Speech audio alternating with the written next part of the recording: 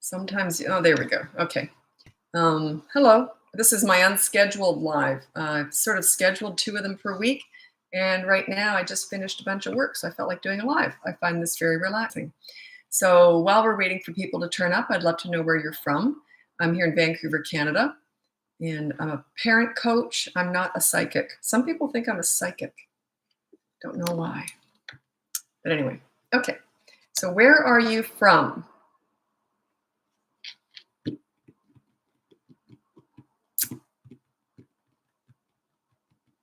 I was just going to say something really snotty to someone. North Dakota. Hi, North Dakota. I haven't had a North Dakota here for quite a while. I was just about to say something snotty on one of the comments on Instagram. They said, I just hate the name Bratbusters.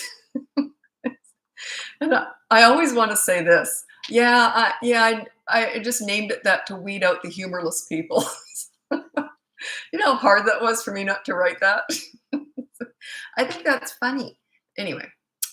Yeah, I refrained, but I had to say it here, you see. How's your day going? Great, I had a good day. How about you?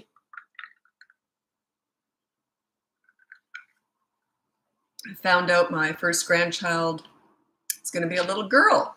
So I'm happy about that because I didn't really have a preference, but I'm a sewer, and every sewer loves making baby dresses. So I'm excited about it from that perspective. So I'll be busy sewing baby dresses. Thanks so much. Yeah, you don't have a preference. Once they're pregnant, it doesn't matter. Going in, you might think, yeah, this would be nice. But as a sewer, I was pretty happy about that. So where are you from? This is one of my unscheduled lives. Sometimes I just pop up. I usually do pop up. But now I've scheduled 2 lives per week, and they're my time in Vancouver, 7 p.m. on Tuesday nights and 10 a.m. on Saturdays. And then I'll do this odd one like right now. I just had a really busy day, and I find this really relaxing. So Arizona, but in Oklahoma. You've been here before, haven't you? Yesterday, I had to take my special needs daughter to the hospital. I'm sorry to hear that. How did you get a handle called TikTok? I think that would be taken or not allowed. I don't know. First time, eh? Okay, I thought there was someone else from Arizona, or maybe they were in Oklahoma and now they're in Arizona. Or no, the other way around. I don't know. Atlanta, Georgia. Hi, Atlanta, Georgia. Okay, we'll get going. I've got enough people here. And also, I'd love to know if this is your first time on one of my lives. I'd love to know. I've been doing this every day for a year. Now I'm trying to cut back because I like doing these so much that I use them to procrastinate doing some of the administration work that I hate doing. So I'm trying to cut myself off, trying to wean myself off doing these lives because, your first time. Well, welcome. I hope you learned something, or I hope you find something funny. Okay, let's get going. So daycare teacher, love your lives. Yeah, I don't teach teaching or daycare work, but a lot of my clients are teachers, principals, and all that stuff. So you can cross over with some of what I say, but a lot of it is just parenting and doesn't work in daycare centers, but a lot of it does. So Brisbane stories. Oh yeah. My kids were born and raised in Australia. And so yeah, I still have all the vernacular for Australian baby stuff, like a pram and nappies. And, because I didn't have babies in Canada. I had babies in Australia. So seizure. My daughter, she wasn't special needs, but she had a grand mal seizure at 5 weeks old, and I almost lost her. And it was just severe reflux. Had I turned her upside down thinking she was choking, which I almost did, they said she would have drowned in her foot. And so it's just a little tip. If you ever see a baby and there's nothing that they could have choked on, what you're supposed to do. I can't tell you what you're supposed to do because it's not medically sound, but the doctor said, do this. And anyway, so yeah, it's horrific when your child has a seizure. It's absolutely horrifying. So I hope everything goes well. You can ask me a question. Do you always ignore tantrums? Any reason you wouldn't? No. Well, there might be. I would always ignore the tantrum, but there might be times when you can't ignore the child. Certain situations where you have to deal with it. But generally, if I have the ability to ignore a tantrum, I will always ignore a tantrum, because a tantrum is their own brain processing, hearing the word no and not liking it. And it's very important to not interrupt that process. If you do, they're not gonna learn any. It's self-regulation is what you're teaching them here. You can't teach a child how to self-regulate. It happens organically. They will learn a lot quicker if you don't interfere in that process. Let them go through it all by themselves, but you're there. They need to see that you know it's happening. You're not abandoning them. You're there, but it's like you're in a lineup just waiting. You're filing your nails. You're just waiting, and they're watching you. They're learning. That's how they learn. Anyway, I've worked with hundreds of kids. It just works. You're not ignoring their feelings or them or anything. It actually decreases tantrums in frequency, duration, and intensity. Did I get that right? Yeah, someone already told me, Lisa, it's duration, frequency, and intensity, because I always sort of forget the word duration. But so you're actually doing them a favor. It actually slows them down. They're going to grow out of tantrums a lot quicker when you get good at ignoring them, because they only tend to do what works. Accountability with what? How old are they? 16, 6? I don't know what you mean. Especially tantrums and toddlers hitting each other. If they're hitting during a tantrum, I have a mini course on that. It's tantrums. If they're hitting during a tantrum, that's a different thing. If they just hit without a tantrum, just to hit, that's another course. I have another one called Toddlers Who Hit. It's different. Hitting during a tantrum is not the same as hitting just for the sake of hitting. Okay.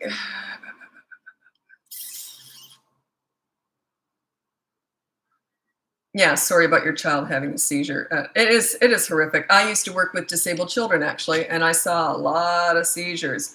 It was a catch-22 because they were heavily medicated to not have seizures, but then they were just out of it. So they always had to try and balance it. So they were semi-awake, and this was a chronic, really bad hospital. I mean, a good hospital, but for children who would never come out of an institution. And but yeah, so I've seen a lot of grand mal seizures. It's horrific.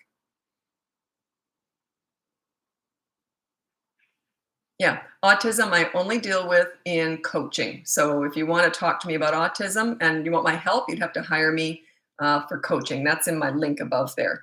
It's a specialty. And it's not just one session, because the first session we throw mud at the wall. I need to know what's worked in the past, what hasn't worked in the past. And I've got a few different ideas. And then we just try stuff and see what does work. And we check into the next week and see what's working. But yeah, they're also different, right? Blah, blah, blah, blah. How to deal with a very nonchalant 13-year-old boy. Yeah, teenagers. My favorite age is newborn and teenager. Oh my God, I held this baby yesterday. 5-week-old little boy with this little afro and the most gorgeous face. Like, this kid was like, could have been a little, like, could be in any picture, like any modeling picture. God, he was gorgeous.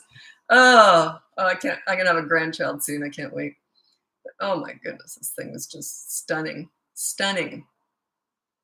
Okay, what brought that up? Oh, because I said my favorite age is newborn and teenagers. Nonchalant, what do you mean by that? Is that a problem? Nonchalant, is that a behavioral issue? Like, I don't quite understand what you mean by that.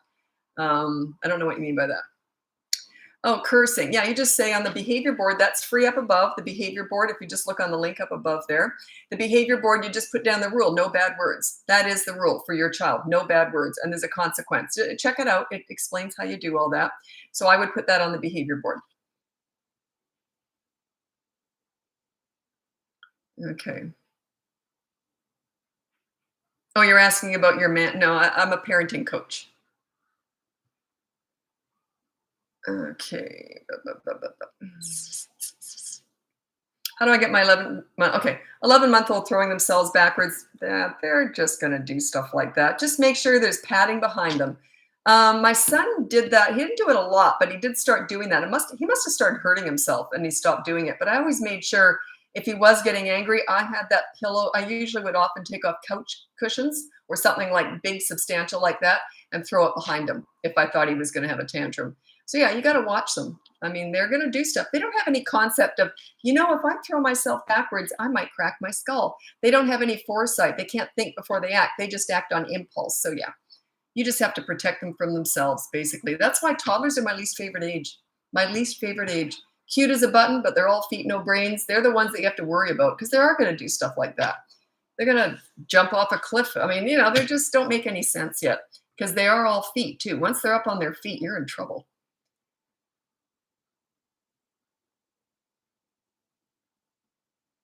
Yeah, controlling grandparents. I don't know what to tell you. The best thing you can do when you're dealing with adults is to say something like this. You know, it hurts my feelings when you critique my parenting. They're my kids. I'm allowed to make my own mistakes. If I want your advice, I'll ask for it. So go, lead with your feelings. It hurts my feelings when you critique my parenting. See, you know, if they don't respect that, then I can't help you. I'll never tell my kids how to parent. I'm just going to sit back and watch the show. I've never given unsolicited advice. You're soliciting my advice by turning up, but I've never told a friend or anyone how to parent. None of my business. I'll just sit back and watch the show. My kids have said they're going to try and parent the way I did, or anyway, or try and discipline certainly the way I did. They'll have their own personalities, their own styles. We'll see. That's none of my business. But when they ask grandma to babysit, grandma's rules. If you never tell someone else how to parent, how to look after your kids. If you trust them enough to babysit, don't tell them how to do it. It's their rules. Okay. 2-year-old hitting. I've actually got a little mini course on that. If you're interested, it goes into that in great detail. It's up in the link above. Yeah, they're going to hit. They're just going to try stuff. You just have to restrain them if they're just hitting with their hands, if they're throwing a toy. I just did a video on that. Did I?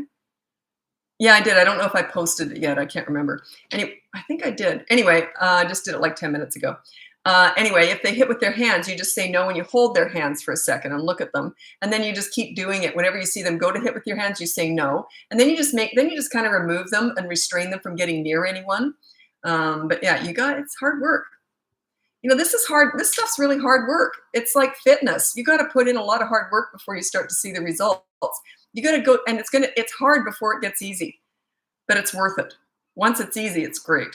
So it's like that with parenting. It's the same thing.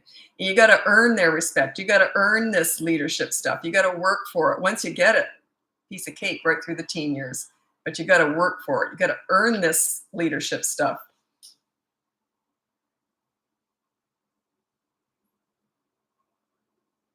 My 6-year-old first grade daughter has said, I will kill everyone in my baby. School, what to do? I don't know. You'd have to hire me for that. I have no idea about context. What kind of parent are you? What's happened in the past? What did the teachers say? Who did she say it to? I need context around that. I'd have to figure that out. I don't know why she did it. I have no idea. I'll tell you, some kids have come out with some pretty psycho stuff. You go, whoa, where'd they hear that one? And I had a client last week. God, she was cute. She was so funny. She goes, I'm not sure if my child's a genius or a psychopath. They come up with stuff. Yeah, it was really cute. She said I could tell you. I don't say names. Tips on dealing with a sassy 7-year-old who takes everything personally. That just says they want to get their own way. It's not a sensitivity. It's an anger. That's me. I want everything my way. The children who are ultra sensitive, usually it's that they want to get their own way. So yeah, she's reflecting your parenting. That's all it is. Work on your leadership. Like if I had talked to my mom in a sassy, demanding kind of way and got all whiny, my mother would have done this. This would have been my mom. Are you kidding me with this? I would have been embarrassed. Like I looked up to my mom. So work on your leadership skills. That stuff just doesn't happen. When you're a good leader, that stuff doesn't happen. My kids if they'd been sassy with me, I just would have gone, wow, they would have gone, oh, never mind. So yeah, make sure it doesn't work. It obviously bothers you. Work on your leadership skills. Sassiness, attitude, cheekiness does not happen when you're a leader. It just doesn't. Why would it? Doesn't make any sense. My son was 15. Oh, sugar. Oh, did I lose you? Just a sec. My internet went down. I hope it didn't go down again. Anyway, my son was 15 and he says, he said, I could never rebel because you were too reasonable and easy to talk to. There you go. Leadership. They don't rebel. They're not sassy. It's never perfect, but generally work on you. We're never fixing kids. We're fixing and teaching parents here. I teach parenting. They reflect, especially when they're young, all their behavior is a direct reflection of your parenting. Their basic personality and their basic nature, they are born with it, but their behavior, there's all that stuff, that's you. Isn't that good news though? That means you can control it. So you got so much more power than you think you do. Parents just relinquish their power all the time. And it's frustrating for me because I know they don't need to. And, but anyway, Lead. A leader is someone that kids feel safe, they can tell anything to, they look up to, and they want to please when they're little, and they don't want to disappoint when they're teenagers. You want them to be their own leaders. A leader teaches children how to be self-disciplining, how to make good choices, do the right thing. And when they do the wrong thing, they go, oh, shoot, I'm sorry, I forgot about that. How about I empty the dishwasher tonight? You see, they're just responsible. They have high self-esteem. When they've got a good leader, they've got high self-esteem, confidence, and they have a voice. They'll tell you exactly what they're thinking. They feel very heard. If you're steering the boat really well, it'll go good places. That's all you're doing. You're just steering the boat. That's all.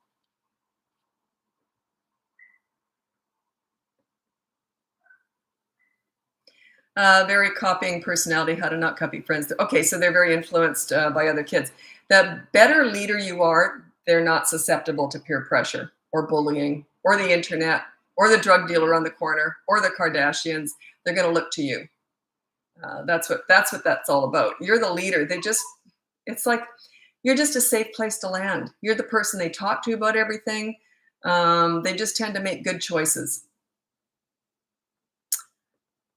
Yeah, I could go on about that forever. Anyway, and it's not about discipline. I know that's all people ask me about is discipline. It really isn't. I never had to discipline my kids. They were self-disciplining by about the age of 4, and because I got the leadership cemented. They made good choices. It's about connecting. It's all about connecting with your kids. You connect in their world. You connect in their 4-year-old world. You connect in their 2-year-old world. You connect in a way that they understand. You don't expect them to find their inner adult. They've never had it before. They don't have one. Too many parents do these mini therapy sessions discussing all the big feelings and all that. It's a bunch of garbage. That's for you. That's not for kids. They don't want therapy sessions. They want to connect with you. They want to play with you. They want you to play in their world. Connect with your kids. That's what it's all about. It is. If they can't tell you anything and everything, you got some work to do. That'll carry you right through those teen years. So you got to be a safe place to land. And they're free to tell you anything. That's what I mean. That's how I feel about leadership. It's not about how they feel about you. It's about how they feel about themselves. And if you're the source of their high self-esteem and them liking themselves and being proud of themselves, how do you think they're going to feel about you?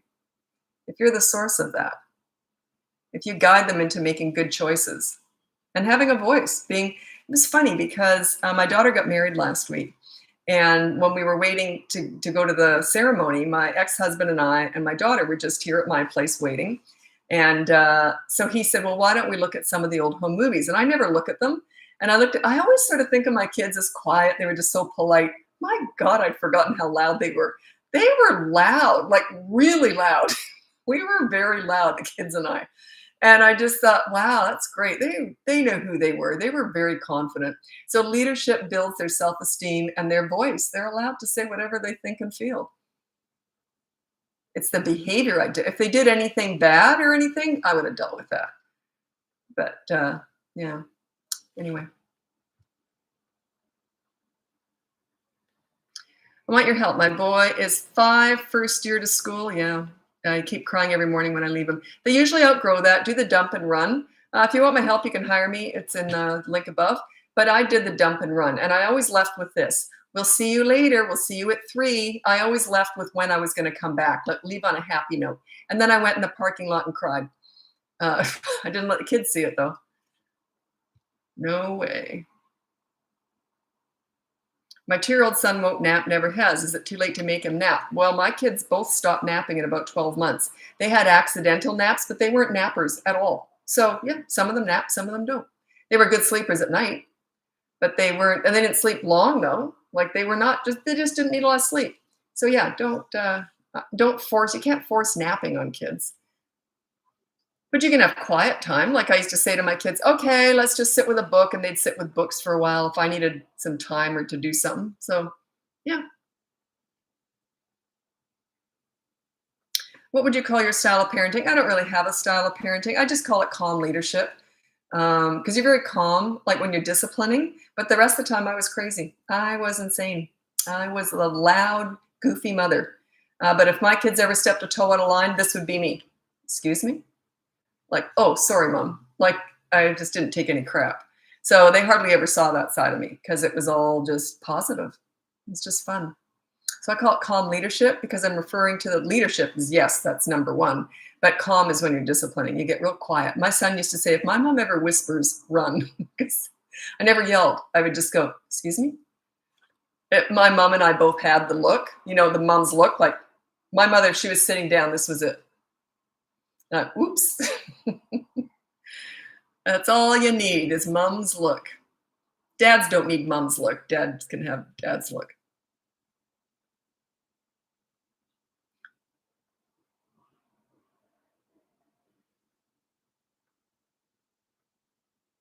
Whoops, sorry, they're flipping through fast. Uh, 12-month-old son biting. Yeah, they're just going to do stuff like that. It's just a stage. If they go to bite, just pull them away from you. It's just a stage. Yeah, they're just, okay, toddlers are just forming. They're just brand new, fresh human beings. Imagine if let's say you got a 2-year-old and they've only been in the world for 2 years. And for the first year, they were just a potato laying on a mattress. I mean, how much context have they got about the world, about danger, about people's feelings, about biting, about hitting, running into a wall, touching a hot oven? They just have no context of the world. They're just forming. They're brand new, fresh human beings. So just be patient with them. I do have 5 tips for how to deal with toddlers. I'm going to read them off. Just a sec. It started with 3, then I went to 4, now I've got 5. I plan on stopping at 5. So number 1 is to completely child-proof your whole house so you never have to say no. Number 2 is have a toy rotation system going so they're never bored. Number 3 is when you're playing with them and everything else pretty much, you enter their world. You don't expect them to find their inner adult. One of the stupidest things I ever heard was when adults say to a young toddler, use your words. A bunch of crap. How patronizing is that? They are using their words. Everything that comes out of them, that is their language. Don't patronize them, okay? So you enter their world so they understand. And then 4 is stop trying to figure them out. They haven't formed yet. Don't try and make sense of them. They haven't got sense yet, okay? They just got one marble and some tumbleweed floating around in there. They don't really start to get common sense and the ability to think things through until they're about 3. The last one is stop talking and start taking action. What I mean by that is stop these mini therapy discussions with your toddlers, discussing all their big feelings. It's garbage. That is for you. That was invented to make money off moms who want to feel good about themselves and felt guilty. You discuss all the big feelings. That's for you. It's not for them. Toddlers do not want therapy sessions. That's my nemesis in my business. Whenever I'm working with clients, they tell me this. Well, I was told you should ask them to use their words. Oh my God. Anyway, I wish I could go back 30 years when this first started, and I know exactly what all that I call it the pleaser parent style. And what you're doing is you're raising self-entitled snowflakes with mental health issues. Okay, you're better off erring on the side of the old-fashioned authority figure. That the kids did rebel in the teen years, but they appreciated how tough you were on them, and they have more resilience. This pleaser-style parenting. I want my child to have a participation award just for turning up. My child was sick. I want them to get a participation award. I mean, come on. It's ridiculous. You're not preparing them for the real world. Oh, geez, it drives me nuts. Lisa, shut up. I get really heated because I have to fix all this damage when I get, and it's so popular right now, but I know it's for the moms. I remember when this style first came out, I was watching it and I knew exactly where we were headed, and that's where we are now.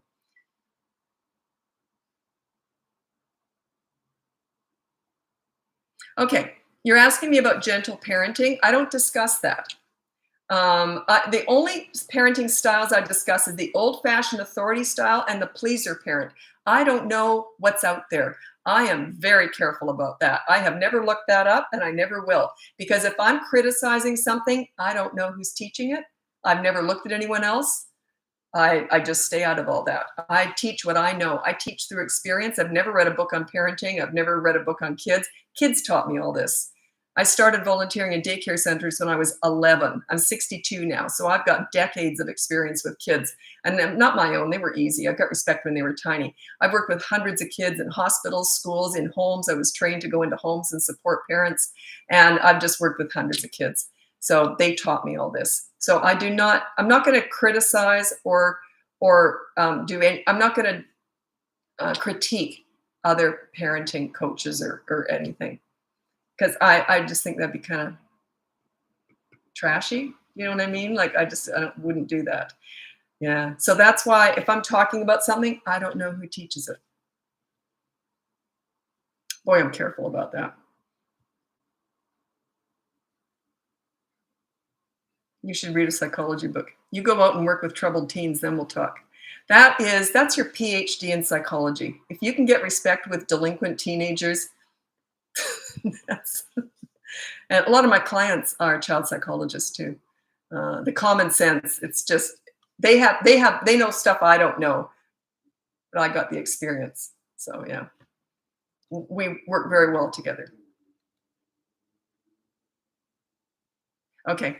My teen has just started being rebellious. We've always been open with each other, so I'm confused. Okay, you're perhaps confused because you haven't changed how you parent. You do change your parenting style when they become teenagers because you're their leader when they're young, and then when they're teenagers, you want them to be their own leaders. You don't sweat the small stuff, you only sweat the big stuff. You have to let stuff go. And also, the two most important skills with teenagers, they're actually my specialty, they're my favorite age.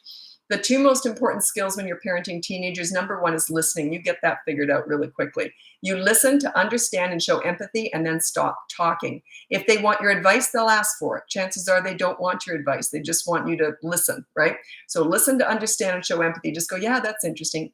They will ask if they want your advice. The better you get at that, I call it the silent listening or the listen and then shut up.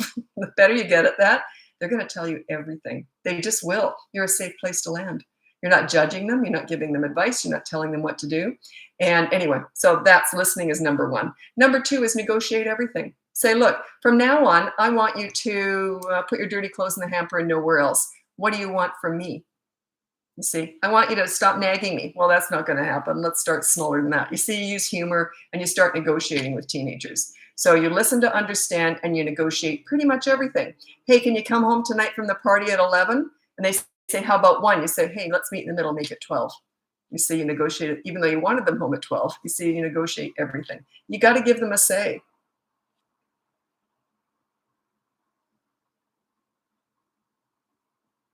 Okay, Jeanette, you're in the wrong place. You're never going to like, chances are I wouldn't like you either. Like you just don't connect with certain people, and that's okay. That's just fine. I'm never going to be for you.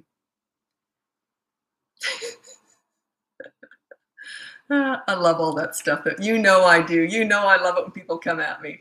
They used to. When I first came on here, it happened all the time. It doesn't happen as much now. They just gave up because actually, it was really funny. I'm only talking about this now because they don't do it anymore. And I didn't see it. I didn't look at any of this stuff. My clients told me this. A lot of my competition came after me big time. And they were doing duet videos. So they were putting my video, then they were critiquing it and insulting me. They're the ones who drove everyone to me. They grew my channel for me. So I wish I knew who they were. I'd love to thank them, but they're not doing that anymore. I think they figured out what they were doing. So every time I'd get like 30 or 50,000 new followers in one day, I knew one of the big parent coaches out there had done that. So, isn't that the best? I love justice. I love karma. Anyway, I thought that was great. I love this kind of stuff. Okay. I believe that what you put out comes back at you. I really believe that. It might not happen right away, but I really believe you just keep being a good person and it'll pay off.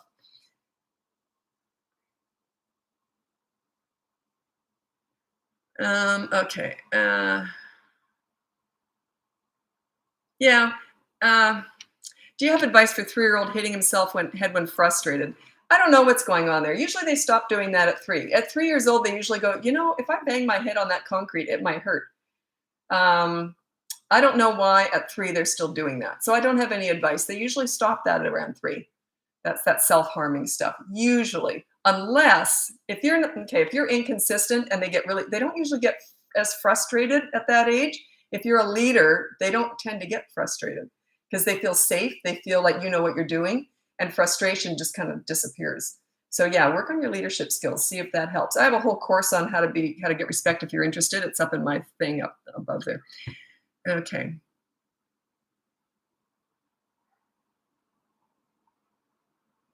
3-year-old spitting when angry, just put that on the behavior board. No spitting. You put no bad words, no spitting, no hitting. Those are all things that absolutely go on the behavior board. So every time they spit or hit or do that, there's a consequence. And if they're going to do it all day long, I go into that. If they do it all day long, you bundle them all up in one big You spit all day, and so now it's 24-hour media blackout. You always put 2 consequences for the kids: a positive action. If they won't do that, then you resort to the negative deprivation, which is usually 24-hour media blackout. So yeah, if they're spitting all day, you just say, we're going to go right to the 24-hour media blackout starting now because you spit all day. And then parents always say, what if they keep spitting? And I'm saying, so you've already punished them. You can't keep doing that. So just, yeah. Good consequences. Go on the behavior board up above. I've got a whole list of consequences. And it's very different for all ages, right? And the behavior board starts at the age of 3. So a 3-year-old's consequences is very different from a 16-year-old's consequences. I'll tell you one of my favorite ones, though. Oh, I've got a few. My clients come up with a lot. Like, we work through stuff, and then they come up with some really creative stuff. One of my favorites was mom her and her 16-year-old son were at war. Like, just fought all the time. They just hated each other, basically. So anyway, every night they had bought him a new car, and he had to get his driver's license. So she couldn't wait for him to get his driver's license. So every night after dinner, herself and her son went out for a driving lesson, and they fought the whole time. She was nagging him the whole time. So her rule was no yelling. And if she yelled that night, she couldn't speak during the driving lesson. She had to, unless it was look out for that bus. So that was her rule. Anyway, this is what she did. I didn't tell her to do this, but it was really cute. She thought, there's no way I'm going to remember not to speak while he's driving, because all she did was nag him the whole time. That's why they fought so much. So she put painter's tape or masking tape on her mouth to remind herself not to speak. So she's getting in the car, and they not speak, like they hate each other, right? They're just at each other all the time. So she goes to get in the car. She catches herself in the side view mirror and starts to laugh. And the tape goes like this, and she's laughing, and the tape is flapping in her breath like what? And her son sees it, and they start laughing. She said it was the first time in years they had fun together. They just laughed the whole time with this stupid tape on. So that was one of my absolute favorite. That was the mom's consequence, because you're on there too. You got to be accountable too. If I messed up with my kids, every time I messed up, this was my kids, they'd look at each other like this, because they knew that I was going to make amends. Oh, shoot, I messed up, didn't I? Yeah, you did, Mom. What do you want? Oh, we'd love to go to the water slide park after school today. Yeah, I'll bring your suits. So you got to be accountable too. But isn't that cute how that was the first time in years that they had enjoyed each other's company? And it was the start of a lot of beautiful stuff. Once you sort of get past that, then we really went to work and how to play off that, how to get it going. Because bonding with your kids is number one. A 3-year-old cries when I say no. How can I help him? You don't. He will eventually learn. He's only crying when he says no because it bothers you. And if you're meeting their needs and managing their wants, and you say no and they cry, that means there's some imbalance there. I'm thinking you're inconsistent. And sometimes his crying, you give in, or maybe you say no too much. Like, what I mean is, sometimes you say no and sometimes you say yes to the exact same thing. So are you consistent? Are you predictable? I was 100% predictable. My kids knew exactly what I was going to say no matter what. So they would never have asked me to do something if they knew I was going to say no. But if I was inconsistent, it throws them off. They don't feel safe. They want to know. They want to know what you're going to say. Yeah, I'm predicting you're inconsistent. I could be wrong. I don't think so, though. Inconsistent is right. There you go. Okay, so I was right. Okay. That's a bit of a tell, that one. You know what he's crying about? But the other day you said, yes, what's going on, Mom? Come on, lead me. Be consistent, be predictable. That's what he's saying. Okay. How do you deal with a 3-year-old that has a tantrum every time they go out? I don't know. I don't know what's going on there. You'd need to hire me. That might be one session. I don't know what the context around that is. I have no idea. Do you have experience with ASD teens? My teen says to blah, blah, blah, blah, blah. Yeah, I do. That's all coaching. That's a specialty. I don't discuss spectrum on TikTok. Well, Brittany, I don't know how old your child is. 16, 6, 2 makes a big difference with your question. How do you deal with a strong-willed 3-year-old? The same way everything I'm talking about. How do we hire you? That's up above. There's a link, Bratbusters at Linktree. Linktree is just a place where all of my website's basically condensed into those little bullet points. It just makes it easier for you. Okay.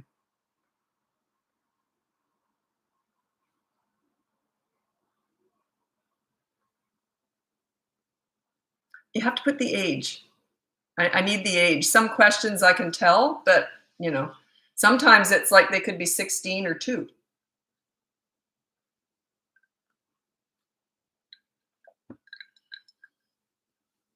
Okay, how do you deal with a picky eater 2-year-old? Do you offer another meal? God, you're going to hate my answer. No one likes my answer whenever it's about nutrition. By the way, I'm not a nutritionist or a doctor, so I can't give any sound advice. I'll tell you what I did with my kids, though. Okay, so I'm not giving you advice. I'm just sharing my own story. I'm a real health food nut. So we didn't have any junk food in the house at all. Like I had no packaged food at all. So my kids got 2 choices. You could have this healthy food or that healthy food. So there was no junk. If you start giving your kids sugar and salt and then expect them to not be fussy with the other stuff, it's kind of unreasonable. Sugar and salt just hit their taste buds and their brains in a different way. So, but yeah, I just had healthy food in the house. So my kids were picky, but I knew what they liked. So I cooked around that. And then as they got older, they had to try everything, but they didn't have to eat whatever they didn't like. But there was no fussiness because I knew what they liked and I just cooked around that. They had like a repertoire of food they liked, and that was just on the menu. Like they couldn't tell me what they had each day, but I only cooked stuff they liked because I really do respect taste buds. But yeah, if my kids had a lot of sugar and salt, then they would have craved that. Like we never had desserts or anything.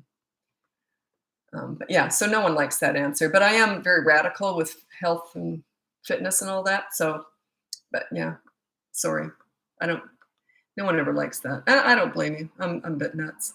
Okay, I'll tell you a funny story though.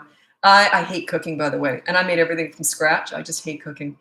Always have. I love cleaning. I love organizing. Hate cooking.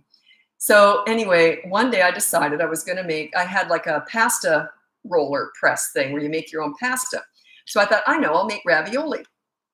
So I made my own pasta, rolled it all out, cut it all up. I had this thing where you put all the sheet of pasta on, then you put all the filling, and then you put another sheet of pasta on, you roll it out, and it took me all day. Off and on, I was working on that all day long, this freaking ravioli. It's so not me. Anyway, so I made all this. The family went berserk over it. Oh, they said, "Oh, Mom, can we have more?" That's all I'd made. Like, it took me all day to make that, and they wanted more. Like, I never made it again. That was awful. I guess if you just keep making it, you get faster at it, but it was like a nightmare to me. I just hated doing it. And it was funny.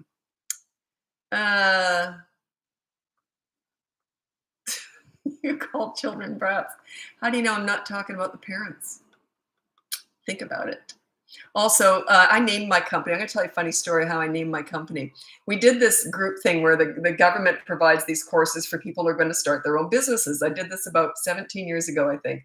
So there was about 20 of us, and there was this one woman, and I'm always class clown. I'm always the loudest one in the group, and I always get everyone sort of laughing. It's just the way I am, right? I just like to get everyone having fun. So, and the teachers like me. Like, we just had a great time. I'm also I like to learn. So anyway. And this one woman, she just had a carrot up her butt, one of those real prissy types, and she hated me. Gosh, she hated me. So anyway, it was mutual, believe me. So anyway, at the end of this course, we all went around this table, and we all had 3 names up for our companies, and everyone was going to vote on them. And I had I can't remember what it was, but I had 3 different names for my company. And one of the troubled teens that I worked with said, "You're always busting brats. You got to teach he said, "You have to teach what you do, Lisa. You're great at busting brats." So I thought, oh, that was really cute. I always remembered that. So anyway, so we were all, and I had all these 3 names. And this prissy woman said, "Oh, Bratbusters. I would never hire someone like that." And I go, "Bratbusters it is." If she hated it, it was the right name because I'm weeding out the humorless. So if you don't have a sense of humor with parenting, I can't help you. Parenting's messy. Life is messy. Lighten up. So yeah, she hated me. But when someone hates you, it's 99.999% going to be mutual. So it didn't bother me at all. Oh, she was prissy. No one liked her. She was just so prissy. Oh, it's hilarious. But yeah, she kind of helped me. So I'm forever grateful. Why are supermarket tantrums often worse? I've done tons of videos on this, supermarket tantrums. And I actually, in my course, Tantrum Busting, I have supermarket tantrums in there. And in my big course, How to Get Respect, I have supermarket tantrums in there because they're big. Do you know what I did with my kids? They never got out of that child seat. Once you let them out, once you give them some freedom, good luck getting them back in there. But it's doable. I had a goodie bag. I had a shopping cart goodie bag. They only ever got that. It was different every day. I had little snacks and drinks and little games in there that I got at the dollar store. I rotated them around so they were different every time we went out. And every time they sat in that shopping cart, it opened at the top like that. So it sat perfectly in their little laps, and they'd open it up and they were good as gold. They'd just sit there and they had all, and it was they only got that when they were in the shopping cart. As soon as they came out, they didn't see that thing. They didn't see the goodie bag again. So it was the shopping cart goodie bag. They loved it, but they didn't know any different. They'd never been set free. I think they were 16 years old before they ever got out of that thing. Yeah, I figured they're not getting out of there until they can actually be helpful. I have lots of clients who have done that, and they said it works really well.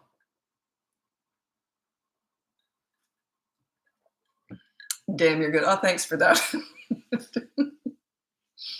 Okay. What healthy snacks did you put in the bag? A lot of apples. Sultanas were really big. Raisins. And my kids are raised in Australia, and raisins are sultanas over there. A lot of sultanas. A lot of, I think I had cheese. I think my kids like cheese, so I'd chop some of that up. I made bread too, so I'd make little, just chop up some bread or whatever and put that in there. Put some butter on it or something. I don't remember. My kids are like 33 and 28 now. Found out my son yesterday. They did a gender reveal, so I'm gonna have I didn't have a preference what the baby was gonna be. Honestly, I didn't. But it's a girl, and I'm a sewer, and sewers love making baby dresses. So I was kind of excited in that way. So I'm gonna be sewing up a bunch of baby dresses. And the other mother loves knitting. So I said, and I like knitting and crocheting too, but I said, I'll tell you what, I'll give you the wool, I'll do the fabric. So anyway.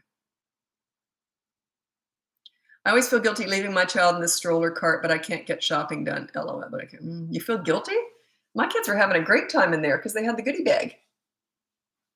So yeah, and plus they're kind of at eye level. So we were chatting away while they were, oh, what you got in there? Oh, okay. And they'd show me, they'd be coloring or something, and they'd show me. Plus I put string on everything. So if they had toys that they could have easily dropped, I would literally put strings on it and tie it to the goodie bag so nothing would fall out. Also, I'm very fussy. So I had a whole, one of those shopping cart protective things, which would go in there first, then the kid would go in. And because it was cloth, it would sort of hold the goodie bag in there too. I had a whole system. And I saw other moms watching me in that, and then I'd see that turn up somewhere. Then I'd see them with it. So yeah, it was good. Oh, only once did my son fight me. He didn't want to get in that cart. He was about 3. And he decided he wasn't going to get in that shopping cart because he'd seen other kids walking around. And he was the one who had tantrums. My daughter never did. They either do or they don't. So anyway, this one day he decided he wasn't going to get in there. He did that arching back where they're like that. You know, they're so arched. And I just waited and waited and waited and waited. I had my hand on his belly. As soon as he took a breath, folded him, in he got, and I buckled him in there really quickly. But he only did that once. And this mom was watching. She goes, you know, he could just walk beside. And I felt like saying, shut up. You don't know what you're talking about. If I let him win, you let them win with that kind of stuff? Good luck. No way would I let him win. You can't. Because the next time, where are you going to be? Like, he's going to remember, she doesn't know what she's doing. I can win. I'm in charge. Okay. You're superhuman. Please send me some vibes. You know, we all have things that we're good at that come easily to us. Parenting was that for me. It just came easy to me. Because I worked with hundreds of kids before I had my own. Like, I just was always volunteering at daycare centers and all that. But there's a whole bunch of stuff I'm really bad at too. We all have things that we should share what we're good at, what comes naturally to us. It's almost your right. It's almost your duty to share it. We all have something we're good at. So yeah, I just happen to be sharing mine. But yeah, you've got stuff you should be sharing too, I'm sure.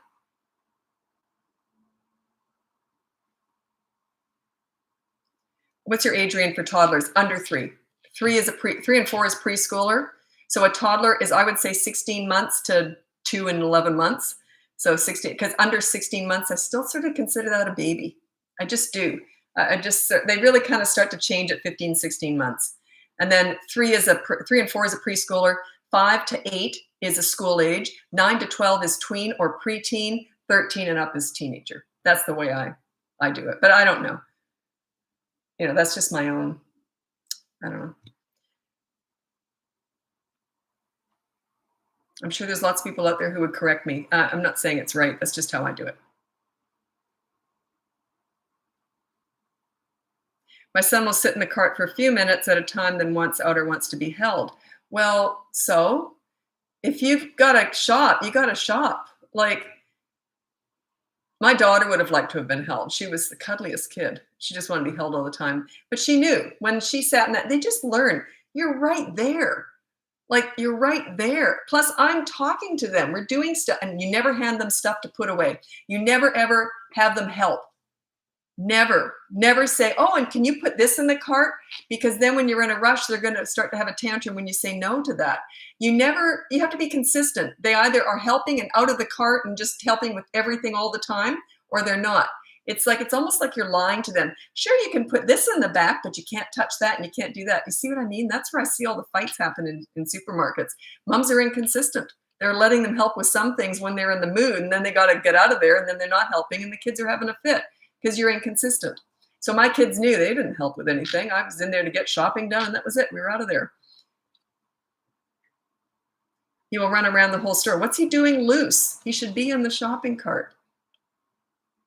What's the most important things to implement at 20 months old? Well, I always say connecting. I was very good. I played with kids a lot. I was the babysitter who didn't watch TV. I was playing with those kids. That's how I got respect. And I was playing. You connect with them. When you connect with them, you got them wrapped around your little finger. They're going to do whatever you say because you're fun. They look up to you. They want to please you. I would say connecting in their world. You don't connect with them at the nail salon. You get down on the floor, like right down on the ground with them, and you play with them, like in their world. Connect. I would say connecting is the most important thing. That's what I did with all the kids I worked with. I connected with them. Troubled teens, whatever. I always found a way to connect in their world. Never in mine. It was in their world.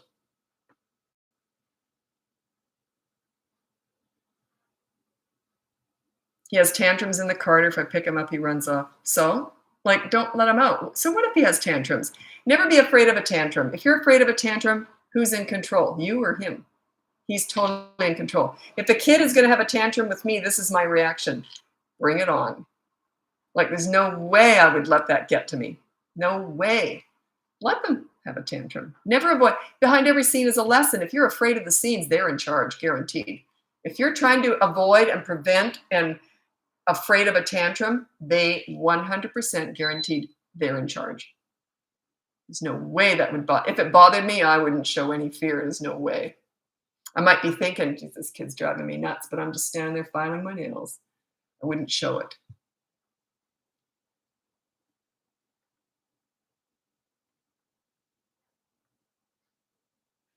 That's sort of when parents ask me stuff like that. Well, what if he just runs around the store? I'm like, why is he loose? Well, because he doesn't like sitting in the cart. Well, that's like saying I can't lose any weight. Well, what are you doing? Well, I'm eating a pound of ice cream and a big bag of potato chips every night. Well, why do you do that? Well, because I am.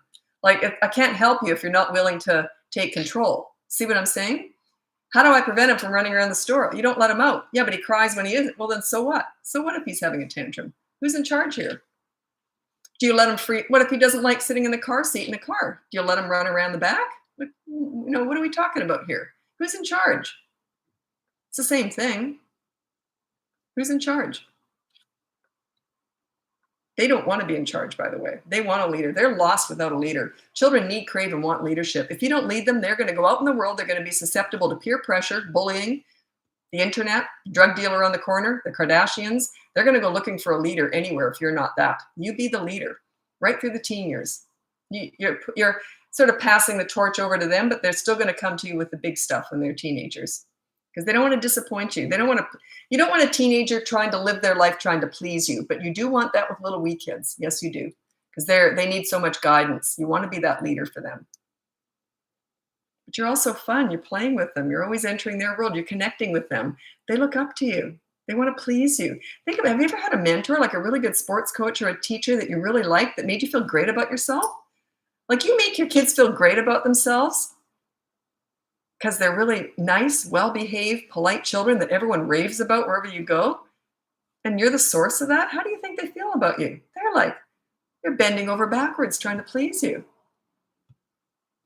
But don't overuse that. Like, you don't want them to be, you don't want obedient little soldiers. You want kids with high self-esteem who can tell you anything. You're a safe place to land. My mom was a brilliant listener.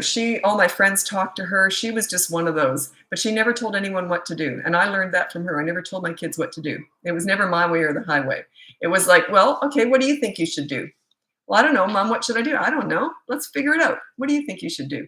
So I was always throwing it back at them. I always wanted them to be problem solvers and free thinkers, think for themselves. They're going to be very influenced by you, but you want them to find their own way too.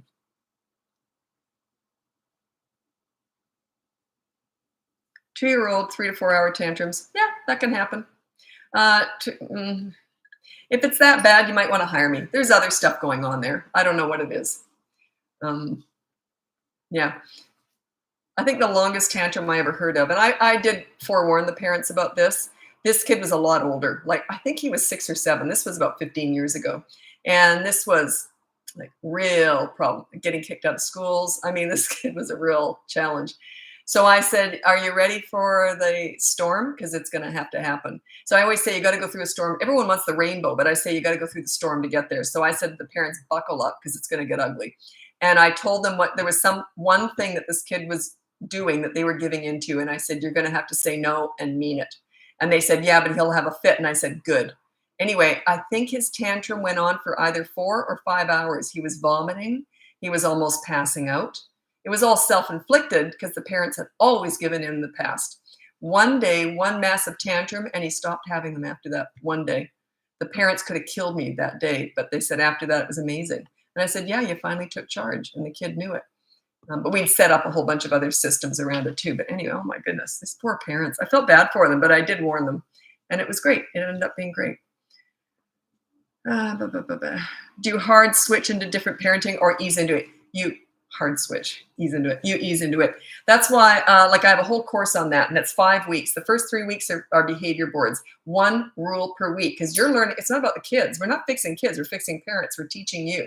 So it's 1 rule per week. So by the end of the 3rd week, you only have 3 rules. But that's all you can handle in the first 3 weeks. After that, week 4, everyone wants week 4. Do not rush through and go there.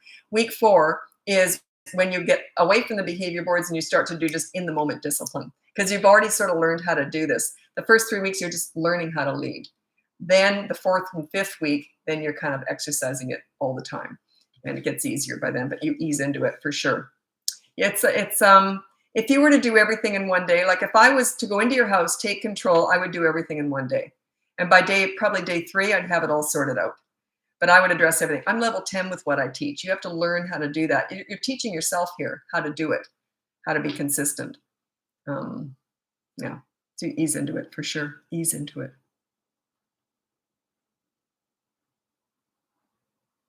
I'm a nanny and always share your page with parents. Oh, okay. How do they react to that? The parents. You know, I'm a hard pill to swallow because I know I'm going up against this pleaser parent that's so prevalent right now. And, you know, rolling out the red carpet, trying to make everything easy for your kids, trying to discuss all their feelings, validating absolutely everything. You're raising self-entitled snowflakes with mental health issues. They have no fortitude. They have no strength because they're used to someone giving them a participation awards for peeing on the toilet. I mean, they just get awarded for everything. And also, these pleaser parents are also yellers. Almost always they're yellers too. So it's like they want to be pleasers, but they also yell. It's very confusing to the kids. Anyway, yeah, you're raising these self-entitled snowflakes who expect the whole world to validate every thought they have. You didn't validate my feelings, so I'm just the bus driver, lady. I mean, that's what you're doing to your kids. So yeah, that's what I'm up against in my business. So I'm a hard pill to swallow for a lot of people. But yeah, and I'm okay with that. I'm fine with that.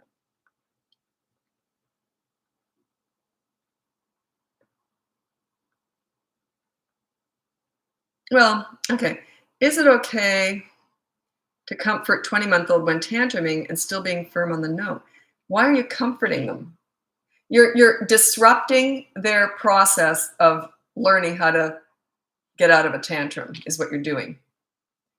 Their brain is learning how to start, go, and stop a tantrum. If you interrupt that, they've learned nothing. So yeah, I don't know what to say about that. I don't want to go on. I can feel a lecture coming on here. I don't want to do it. But yeah, you're interrupting their process. I just looked at your behavior and printed it. It's cute. I don't know how old he is, Ashley. Is he 16? 6? How old is he? I need an age. You don't really print the behavior chart as far as I know. Someone said they printed it. I actually have it in a few different places. I know one is printable, but the one that's in that link is not. It's a course. As far as I know, it's a course. So it's free. And it's a course. Like it's on Podia, which is a course platform. Like, what's that one that starts with an S? It's a share something. I don't know. There's all sorts of platforms where people put their online courses. So that's where my behavior, and that's free. It's the only free course I have. 22 months old. Well, I don't know what your question was now. Let me go back here. My son screams and cries for hours, throwing himself in the... Yeah, I don't know. Well, okay, I'm just going to read out my 5 tips for toddlers. And maybe this will help you, maybe it won't. I actually did a video on this. Number 1 is child-proof your house so you never have to say no. Number 2 is do a toy rotation system so they're never bored. Number 3 is when you play with them, you enter their world. Number 4 is stop trying to figure them out. They haven't formed yet. Don't analyze them. Just go with it, okay? And number 5 is stop talking and take action, because they learn when you're disciplining them, it's about consistent corrective action, because they learn through repetition, not words. These many therapy discussions, many therapy sessions discussing all their feelings and everything, why they shouldn't do something that's garbage. That's for you. That's not for your toddler. They're about actions, consistent corrective actions, because they learn through repetition. They're not about words. It's not how they learn.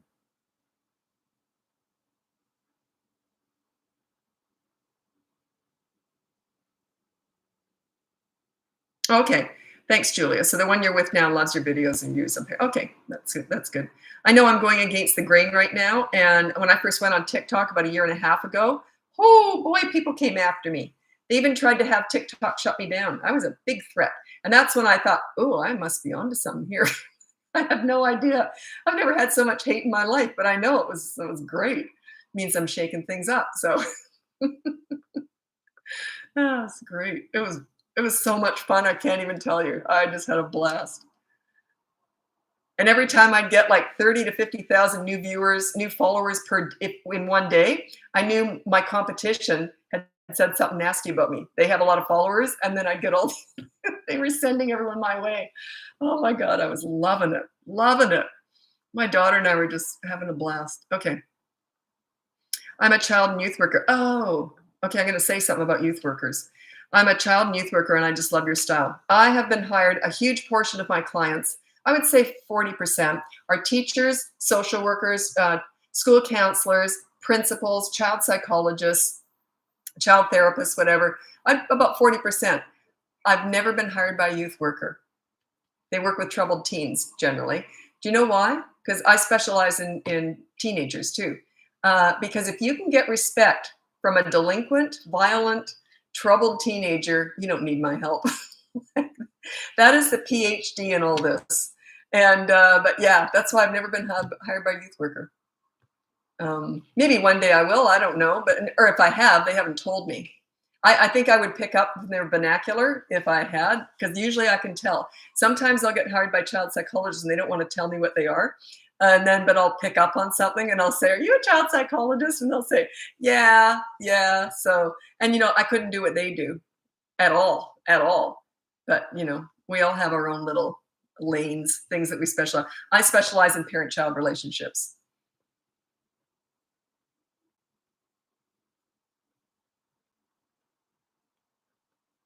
Okay, I've already talked a lot about this, toddlers who get violent, so I don't want to get too repetitive unless a lot more people ask. But I have a little mini course up in my link above there, the Bratbusters link, and it's about toddlers who hit, etc. And there's also a tantrum one, but if they hit during a tantrum, that's different than if they just hit or bite at other times. You deal with it very differently. Okay, how do I stop my 5-year-old from hitting everybody? Okay, that's a big one. You put down no hitting on the behavior board. The behavior board's free. It's a course up there in my link, Bratbusters link, and you put down no hitting on the behavior board, and there's consequences. You always put no hitting. If they hit people, you always put that as their rule. In week 1, you put that as their rule, always. If you yell, you put no yelling as your rule, always. Every so often, I'll get parents who say, it's rare, but every so often I'll get parents as clients when I'm coaching, and they'll say, yeah, we don't yell. And I'm like, it throws me off. I'm like, oh, it's like I don't even know how to handle them. Almost all parents yell. My parents never yelled. I didn't yell. Um, but most parents do. Because my mom was a leader. I'm a leader. Leaders never yell. But most parents do. Most parents aren't leaders, so they usually yell. And then we're so embarrassed because we yell. I'm like, yeah, so whatever. Okay, let's move on. But you always put no yelling as your rule on the behavior board if you yell. And make the punishments fun for the kids. It's connecting. That behavior board really is more about connecting than disciplining. You want to connect with your kids. They listen to you. When they feel connected to you and they feel good about themselves when they're with you, the behavior just sorts itself out.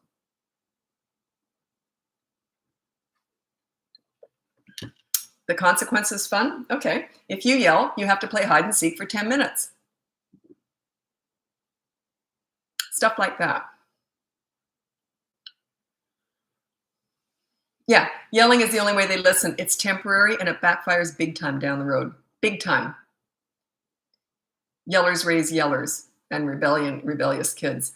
So yeah, it'll backfire big time down the road. And they don't listen the first time you yell, do they?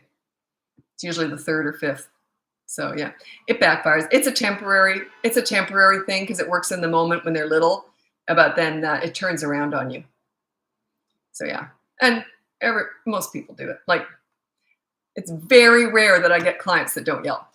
It's that common. And a lot of my clients are really highly successful,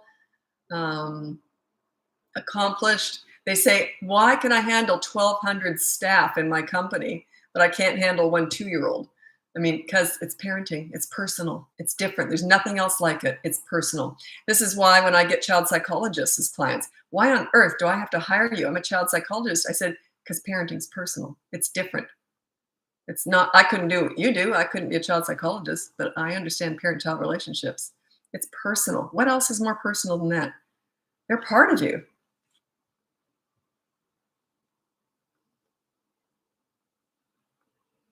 I have a 3-year-old and thinks everything is his and he's really bossy. Okay, he's in charge. Work on your leadership skills. That's just a tell. Remember, we're not fixing kids. We're teaching parents here. Work on your leadership skills. I have a whole course that will take you through 5 weeks, setting you up as a leader. If you don't want that you have to pay for that. If you want something for free, I've got my behavior board. That's completely free. Thousands of people are using it and they've had success. It's varying success with that because you're on your own. Oftentimes, you'll do the behavior board right, but I'll say it's not working because, and there's just something you're doing that's making it tank. Just some little thing that we have to tweak. That's coaching. And the course covers a lot of that too. But coaching is when you're doing everything right, but there's just something it's not working, then I can usually pinpoint what it is that you're doing. Do you think diets contribute to bad behavior? I'm not a nutritionist, so I can't comment on that at all. I don't know. I do know that sugar supposedly fires up a lot of kids. My kids weren't susceptible to that. They didn't get sugar at home. And when they went to a birthday party, they'd just come home with a stomach ache. So, but yeah, sugar can really fire kids up. And I know one thing, like my kids didn't have caffeine like Coke or tea or coffee or anything till they were, I think, 16 before I let them have any soft drinks or anything. So I was a real health food nut. Is snacking all day bad? Health? Yeah, I'm not a nutritionist, but they do say that especially toddlers like grazing. But I don't know. I'm not a nutritionist. And when my kids snack, they were good meal eaters, but toddlers are more grazers. But I would give them light snacks like fruit or something. Like I wouldn't give them cheese so much as a snack because it's too heavy.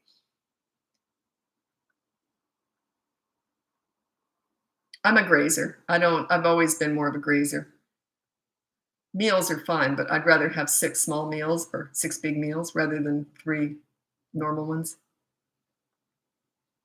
Spikes and valleys of anything will disrupt, influence neurology. Okay, that's big talk for me. I don't know anything about that. But it makes sense. You're talking about sugar and all that stuff. I know if I'm a gluten-free health food vegan, so I'm very radical with my diet, except I drink Diet Pepsi. And I know I'm addicted to it. So I'm addicted to the caffeine. That's the only caffeine I can have. I can't drink coffee or tea. It makes me sick. But yeah, I know if I have every so often, I'll have a big bag of family-sized potato chips. It's the only thing I really crave is potato chips. And for the next 2 days, I just don't feel right. I just don't feel good. So, but yeah, anything, too much of anything. They talk about was it Brian Regan's a comedian, and he talked about how he loves Fig Newtons, and he said he looked on the package and it said a serving size is 2 cookies. He said he eats them by the sleeve. You know, sugar and salt, I'll tell you, they're very hard to eat in small doses. I've never been really into sugar, but salt, like I don't want 10 potato chips. I want 100. Like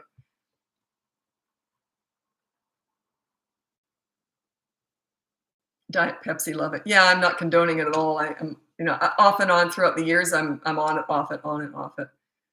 And then when I've been off it for a couple of years, I'll have it again, and my daughter will say, "What did it taste like?" And I say, because it's kind of like battery acid, I guess, really. But I always say my first Diet Pepsi after about 2 years of not having it, or Diet Coke, doesn't matter that much. And I say it's the nectar of the gods.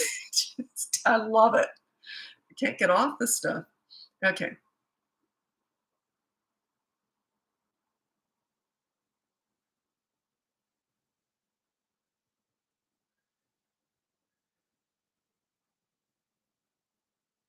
Okay. I've got a video coming out on bedtime battles. That's for Megan. Keep an eye out for that. I filmed it. I just haven't posted it. I might post that tonight. Actually, I'll write that down to post bedtime. I did a whole video on that. I don't know why I don't like talking about it on lives because I don't know. It's just so repetitive. I've said it so many times.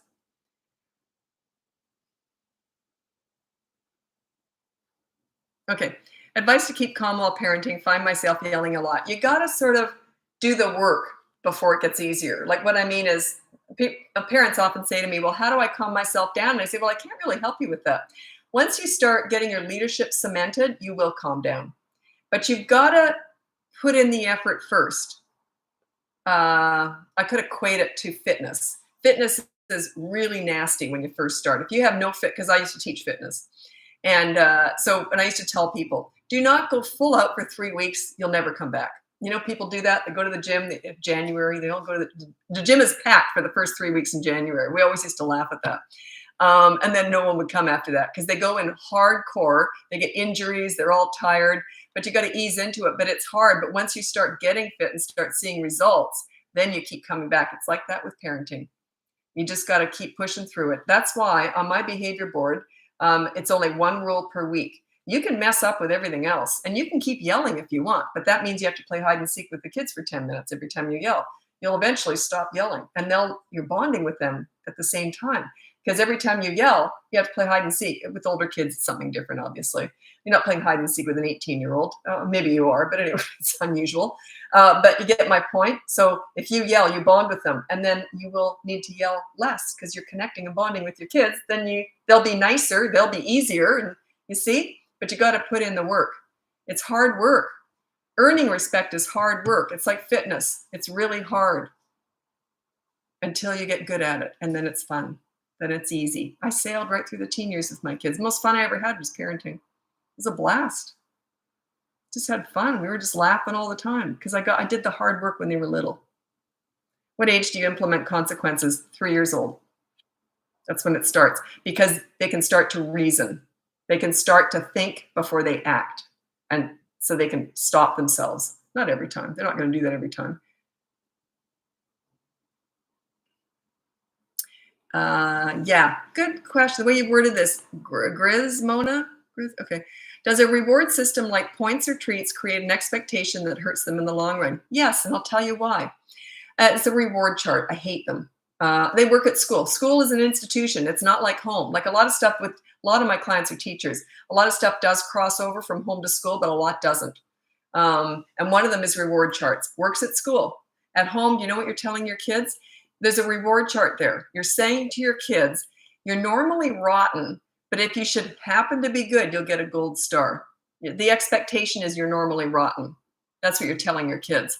The behavior board says you're normally wonderful. If you should happen to do something rotten, we know how to deal with it. See the difference?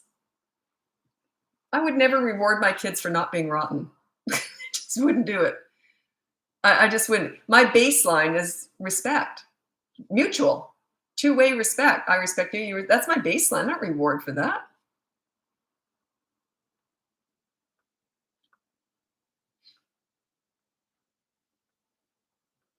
Want kids, it scares me. Do you recommend any? I've never read a book on parenting, so I don't know. Kids taught me all this. So I'm experience based. So I've never read a book on kids or parenting. I know I'd just get annoyed if I did. I would disagree with probably a lot of what they said, just because we all have our own style. By the way, if you're going to follow someone, there's two things you want to look out for. If you're going to take parenting advice, and I think these are two really important things, they have to have finished the job. If they only have little kids, how the heck do they know what's going to happen in the teen years? It's ridiculous. They have to have finished the job. Are their kids adults? Have they lived with teenagers? You see, they have to have had that. They have to have finished the job. It would be like taking parenting advice or financial advice from someone with $10 in the bank. Wouldn't you rather take it from someone with $1 billion in the bank? Like experience based, it just is. The other one is I didn't learn a lot with my own kids. I learned it with all the other kids I worked with that were really challenging.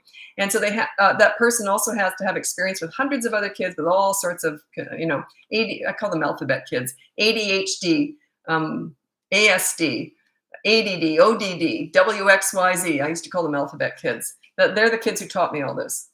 So, but yeah, so heavily experience-based with hundreds of kids, and they have to have finished the job with their own kids. Otherwise, I wouldn't give them the time of day. Why would you? I'm sure there's lots of other people out there like that too. So, and also, so that's what you look for if you're going to take parenting advice.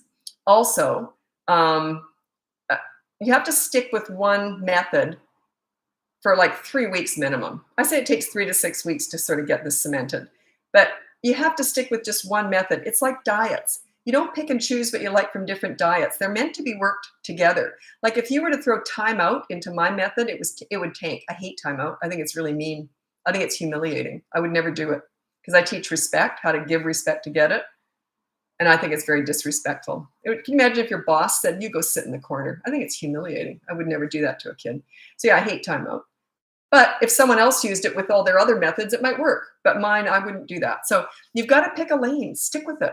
Find someone you trust, whether it's me or someone else. If you hate everything I'm saying, don't even look at me. Go find someone that resonates with you and stick with them for 3 weeks, minimum. Yeah. It doesn't mean that, and I do insult a lot of methods that drive me insane. But if they resonate with you, then try them. I'm just teaching you what I've learned through experience, 51 years of working with kids. I'm teaching you my own personal experience with kids. So is it the only way? I'm sure it's not. How arrogant would I be if I thought? It would be like talking about religion and saying this is the only way. I'm sure there's lots of different religions that are just fine. There's lots of different parenting methods that are just fine.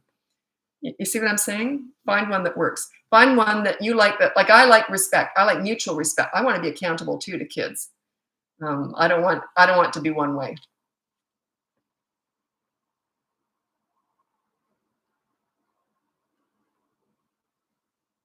Someone asked about timeout. Yeah, I hate timeout. I can't stand it. I think it's humiliating. Yeah, you're not even worth talking to. You go sit in the corner over there. I think it's humiliating. And then after you're done, I'm going to sit and talk. I'm going to lecture you on everything you did wrong. I just think it's awful. Could you imagine someone did that to you? Your spouse said, go sit in the corner. Think about it.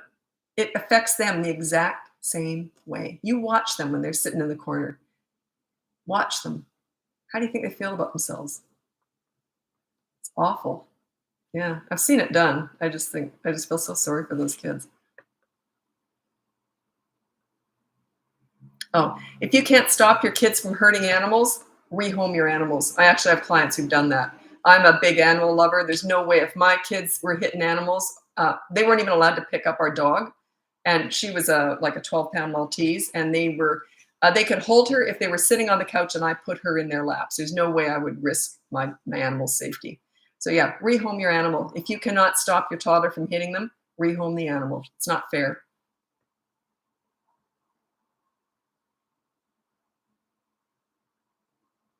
3-year-old run. Oh, you got a runner. Okay, there's, I think, 4 things that kids are born to do or not. They'll either do them or they never will. One is tantrums. One is climbing. One is, there's 4 of them. I always forget one. One is running, and there's another one. climbing, hitting. Hitting. That's it. Yeah. No, I can't even put them all together now. Anyway, one of them is running. If they're a runner, they're either going to run or they're not. The only one that I had was my son used to tantrum. The rest of it they didn't have. But some parents get all four. But if they run, put them on a harness, a leash, a restraint, whatever you want to call it. And if they run, you have that harness on them. If they run, you say no, and you clip them in. And they have to stay clipped in for the rest of that outing. The next time you go out, let them free. If then you say, no, you don't run. If they run, clip them in. They'll eventually stop running. It's safety, right? You clip them into a car. You got to restrain them. Do you want them flattened by a bus? I mean, it's just about, or grabbed by someone. I lost sight of one of my kids. It was my son, and he was, I don't know, 2 or something. And he was beside me in somewhere public, a library. I don't know where it was. And I lost sight of him. Oh my God. It was like a split second. And I freaked out. I guess I had a skirt on or something, which why on earth? I think I was wearing a dress. He was between my legs, basically. I couldn't see him. I freaked out. So yeah, runners. Oh, my kids would have been strapped. I'll tell you, there's no way I would let them run.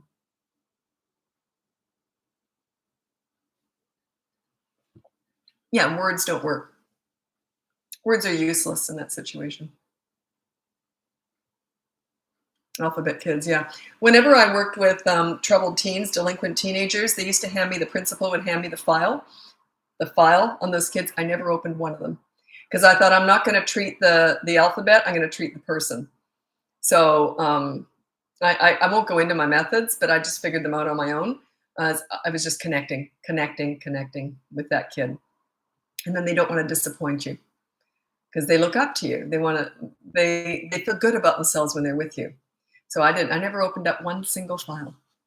Not once, not ever. But I was just a mentor. If you're like a teacher or something, you have to, those are professional roles. I was a mentor. That's more of a personal kind of connection. So it was different. What forms of discipline do you use? I know you don't like time up, but I'm sure what else you use. Well, under 3, it's consistent corrective actions. You just say no and remove a toy that they just hit with or something. It's consistent corrective actions because they learn through repetition. It's not words, it's actions. When they're 3 and above, I use the behavior board. And that is, there's a rule and a consequence. When they break a rule, there's a consequence. And there's always 2 consequences. You start with a positive action. Okay, so you hit your little sister. Now you have to give her your favorite toy to play with for a whole hour. That's the first. If you won't do that, then say, fine, 24-hour media blackout starts now. Fine, she can have my toy. Too late. I said 24-hour media blackout starts now, and make it happen. They learn. When you're consistent, boy, they learn quickly. The parents struggle with this. Kids don't. The parents really struggle with this. But he did. He gave it to her. So you already said 24-hour media blackout. It has to happen. He didn't do it when you said to do it. I don't give warnings. If they don't listen the first time, there's a consequence. There's no anger. It's a consequence. Like my kids knew, I never used behavior boards. I just invented that to teach parents how to do this. But my kids knew, like, if they did something wrong, they would say, uh-oh. They'd say, how about no TV tonight or something? They would just say that. And I'd say, nah, that's too much. Just brush my hair for 5 minutes. And that's your consequence. So they were self-disciplining. They understand. You make good choices. I used to say to my kids, if you're good, life is good. If you're bad, life ain't so good. I'll make sure of it because that's my job. I'm your mom. So I'm going to guide them into making good choices. My son was in grade 2. This was so cute. His teacher called me on her lunch hour to tell me this. She thought it was so cute. He was in grade 2 and she said to him, why are you so nice? And he looked up at her all serious and he goes, Mommy makes us be nice. Teachers love me. And I was there helping a lot too. But isn't that cute? Mommy makes us be nice. Yeah, I did. I made them be nice. They were happy. They were happy kids. They were loud. Geez, they were loud. They're laughing all the time. It's great. Confident. The behavior board. No, you just make it up yourself. Put it on a whiteboard or something. It's just it's just a course teaching you how to do it. You can put it on whatever you want, but make it big and in a high-profile area where everyone walks by it all the time. Treat it like law. Keep it simple. Do something. If you're hiring me, I'll make it harder. If you're doing it on your own, because I know how to use your mistakes to our advantage. You're going to make mistakes, by the way. Everyone does. So I know how to use those to our advantage. But if you're doing it on your own without me, without hiring me, make it simple. Pick a really simple rule because you're just teaching yourself how to do this. Don't go for the hardest one first. If I'm working with you, we might not. Sometimes I don't even use it. That's rare. I usually use it.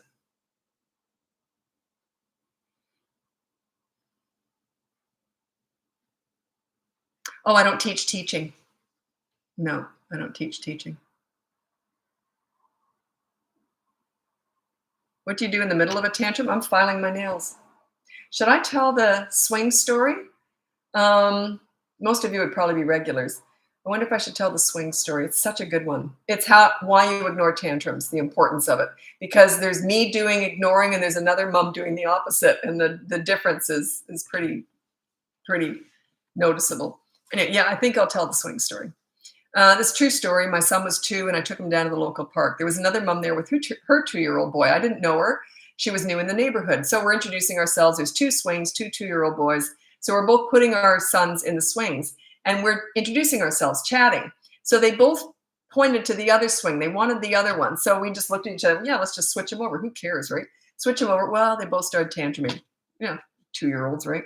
They both started tantruming. So I took my son off to one bench. She took her son off to another bench. Oh, just a sec. And so this is the difference. On my bench, my son went to run back to the swing. I put my arm out to stop him, and I didn't look at him or anything. I'm looking up at the trees. About 2 minutes in, he stopped tantruming because he knew mom. It didn't always work this well, but this was because he wanted to get on that swing. So I'm ignoring him, completely ignoring him. I'm just making sure he can't run back to that swing. I'm looking up at the trees. About 2 minutes in, he stops tantruming. And I said, "You all done? Okay, let's go back on the swing." I ignored the crazy and I rewarded the calm. As soon as he's calm, we go back on the swing. He's swinging. The other mom's talking all the way through it.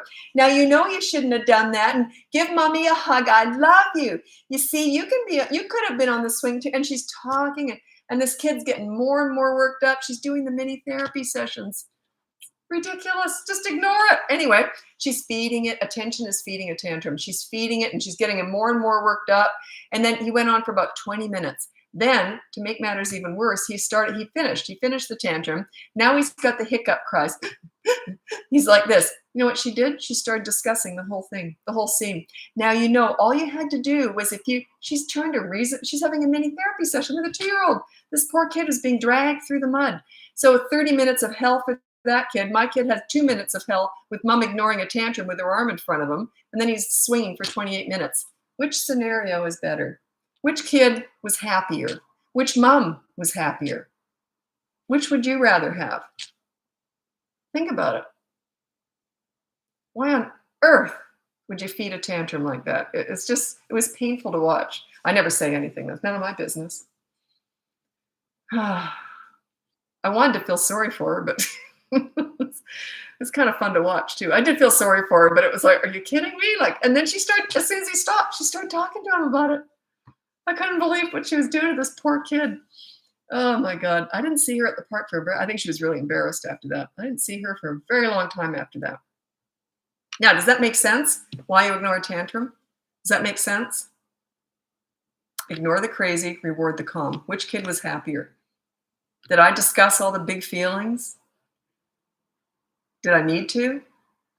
The feeling was he wanted to swing. So did I meet his needs and his wants? Yeah, actually, he met them. He calmed down.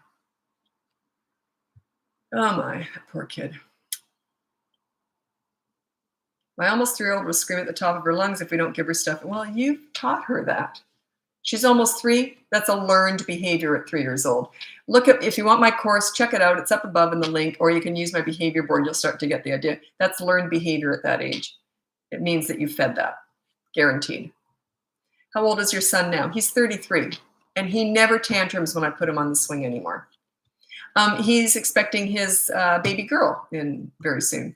So I'll get to sit back and watch him parent. I'm not going to say none of my business.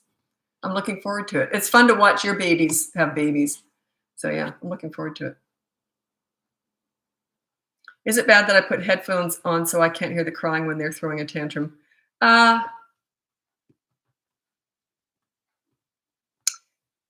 wouldn't do that, and I'll tell you why. It's important that they know that you know they're doing it. You're right there. You're filing your nails. I was looking at trees. I always say you don't talk to someone or look at a phone. And putting your headphones, it's kind of dismissive. It looks like you can't handle it. I want them to see me. I know what they're doing.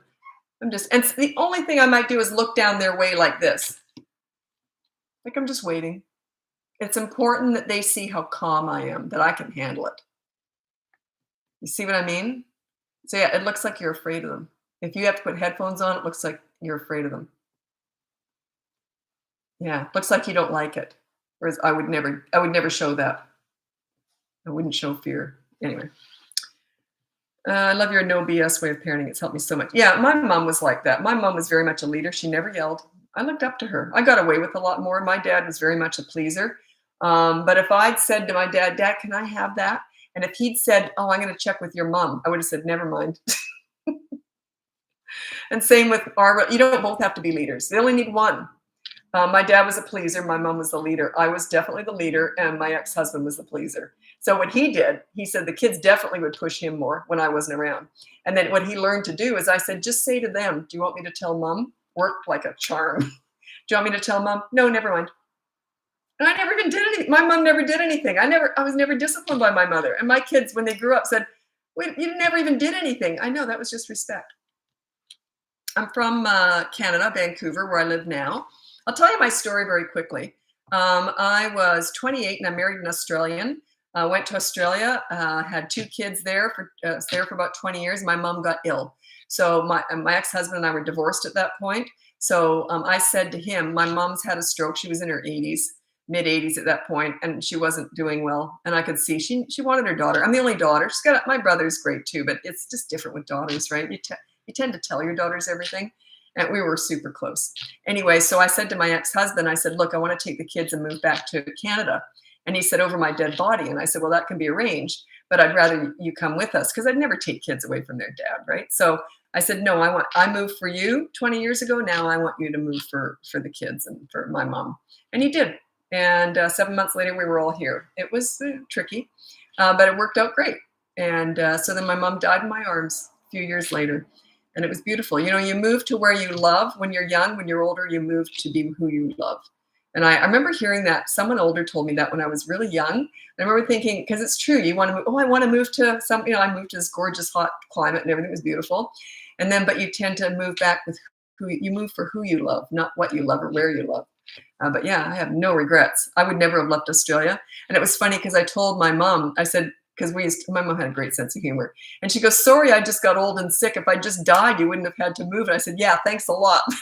So, anyway, but yeah, I was really glad I did that. She died right in my arms at 93 years old, in my arms. It was unbelievable. If you can have a beautiful death, that was beautiful. And we always said, my mom and I were very, very close. And we told each other everything. Every day we said how much we loved each other. And it's just beautiful. And then when she was done, we always used to say, when you die in my arms, we'll have nothing left to say, because we've said it all every single day. When she was dying in my arms and they can't see or hear anymore when they're like the last gasping breaths, and the doctor said she can still hear you. And I said, Mom, you were right. I have nothing to say. And she did a double gasp. She was laughing. As she's dying, she laughed. I mean, come on, it doesn't get any better than that. Anyway, so yeah, that's my story. I lived in Australia for a very long time, and I never would have come back if I hadn't wanted to be with my mom in her final years. Because I loved it. I love Canada too, but I didn't want to move again. It's so much work, right? Yeah, you move for love, No regrets. I'm not going to get too descriptive here, but I moved to get kids because I was so desperate for kids. I would have moved anywhere in the world, because the deal was, if I do the move, if I immigrate to Australia, I can have kids right away. I arrived February 13th, and 9 months to the day later, November 13th, my son was born. I got my kids. So yeah, no regrets there. Sweeten said, yeah, she was 93. I mean, yeah. But, just to die being held and being told you're loved so much, like, what a beautiful way to go, eh? Like, really, we all want to go out being held and told how special and lovely. I was adopted too. So I think we had an extra special relationship, because my mom always said you weren't had, you were chosen. So I always felt really kind of special because I was adopted. Okay. Twin toddlers fight over everything. Yeah, I do. That is more of a coaching thing, because there's a lot involved. I need to know the context of your household, your family, your parenting style, what to work on. That's more, if you want my help, that would be 3 to 5 sessions in coaching, up in the link above. Sorry about that, but this twins, 3.5 years old, I need to know the context around your home life and all that to really give you any really good advice on that. Okay, actually, I have to get going. Oh my God, I've been on here for an hour and a half because I haven't done a live in about 4 or 5 days. I've got scheduled lives now, so if I happen to feel like coming on, other than that, I will. So Tuesday nights at 7, this is Vancouver time. Tuesday nights at 7 and Saturday morning at 10 will be my regularly scheduled times. I love doing lives, so I'm trying to limit myself because whenever I've got work I don't want to do, I'll come on and do a live. I've been using it to procrastinate, but I finished my work today, so I was allowed to do a live. Anyway, I just love talking to you guys, and if you want my help, you can hire me, or you can buy one of my courses or download my free behavior board. It's all my link above there. I've just put bullet points for all my website. Everything that's on my website, I've just put in bullet points on Linktree. It's all the same stuff, though. Okay, we'll talk to you tomorrow night at 7. Bye now.